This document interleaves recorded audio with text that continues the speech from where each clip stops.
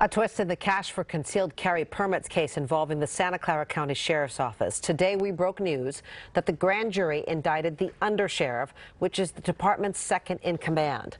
NBC Bay Area's Damian Trujillo first reported it on his Twitter this morning. He joins us now from San Jose with the very latest. The Undersheriff Rick Sung has been put on administrative leave as he now faces serious criminal charges related to the alleged issuing of gun permits to political donors. Rick Sung quickly worked his way up the ranks from sergeant to second in command at the Santa Clara County Sheriff's Office.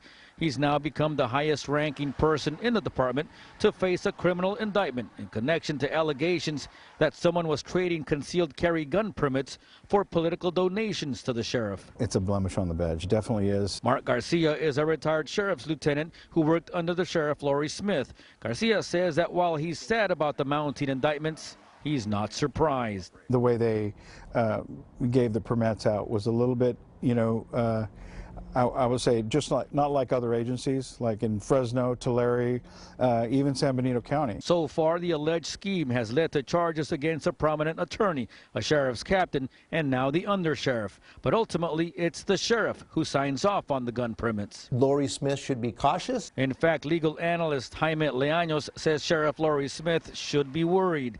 He believes the DA is methodically building a case. The way these indictments were being brought by the district attorney's office seems to suggest that they're working their way up the ladder. To be clear, the sheriff has not been accused of any wrongdoing, and in a statement confirming the indictments, Laurie Smith said her department is committed to maintaining the highest level of public trust and that public safety remains their highest priority. It's a sad day for law enforcement. Garcia says while this is another hit to department morale, the rank and file will continue to do their jobs to the highest standard despite all the turmoil.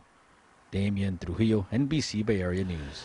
These indictments follow our exclusive reporting from our investigative unit. We exposed the link between those sought-after concealed weapons permits and contributions to the sheriff's political campaigns. Here's senior investigator Stephen Stock. We analyzed 5 years worth of data, comparing a list of those who got a coveted concealed carry weapons permit with a separate list of those people who contributed to Sheriff Laurie Smith's political campaigns. The numbers show that if you contributed to her campaigns over the years, you are about 14 times more likely to get one of those rare permits than if you didn't contribute. According to sheriff's records that we obtained, 749 Santa Clara County residents applied for a new CCW permit between 2014 and 2018. Most applicants were not campaign contributors, and for those non-donors, about 5.5% were approved for CCW permits. Then there were the 28 people who did donate to Sheriff Smith's campaign, either in their own name or indirectly, such as through a company or a family member. Their success rate in landing a CCW?